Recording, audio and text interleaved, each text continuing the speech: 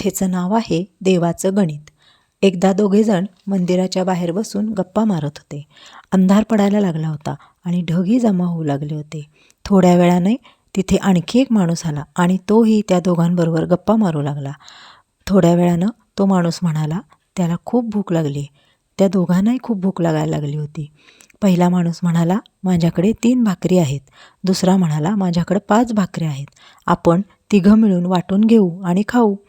आता प्रश्न आला, 8 5 अधिक 3 भाकऱ्या तिघांमध्ये वाटायच्या कशा? पहिल्याने सुचवले, एका भाकरीचे 3 तुकडे करू. अर्थात 8 भाकऱ्यांचे 8 गुणिले 3 बरोबर 24 तुकडे होतील. ते तिघात 8 8 समसमान वाटले जातील. बाकी दोघांना त्याचं मत पटलं आणि 8 भाकऱ्यांचे 24 तुकडे करून प्रत्येकानं 8 8 तुकडे खाऊन भूक शांत केली. मग पावसामुळं मंदिराच्या आवारातच ते सर्व झोपी गेले. सकाळी उठल्यावर तिसऱ्या माणसाने पहिल्या व दुसऱ्याचे आभार मानले व भाकरीच्या 8 तुकड्यांबद्दल प्रेमाची भेट म्हणून त्या दोघांना 8 सुवर्णमुद्रा देऊन तो आपल्या घरी गेला. तो गेल्यावर दुसरा माणूस पहिल्याला म्हणाला, आपण 4 4 मुद्रा वाटून घेऊ.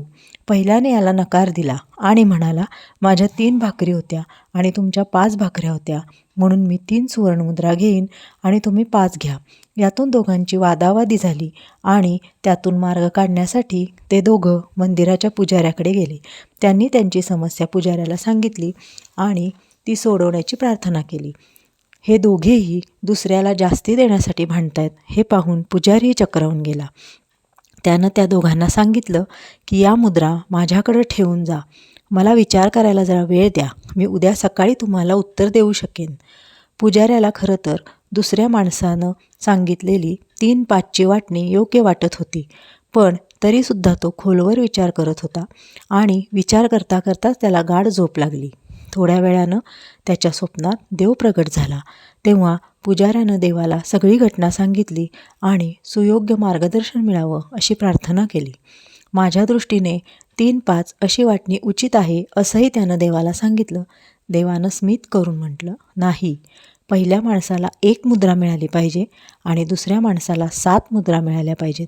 देवाचं म्हणणं ऐकून पुजारी चकितच झाला आणि त्यानं आश्चर्यानं विचारलं, प्रभू असं कसं?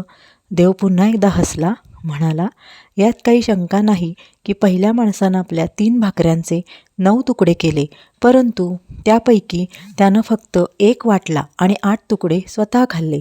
म्हणजे त्याचा त्याग भाकरीचा 1 तुकडा एवढाच होता, म्हणून तो फक्त एका मुद्रेचा हक्कदार आहे. दुसऱ्या माणसानं भाकरीचे 15 तुकडे केले. त्यातले त्याने 8 तुकडे स्वतः खाल्ले आणि 7 वाटून टाकले, म्हणून न्यायधर्मानुसार तो 7 मुद्रांचा हक्कदार आहे. हेच माझं गणित आहे आणि हाच माझा न्याय आहे.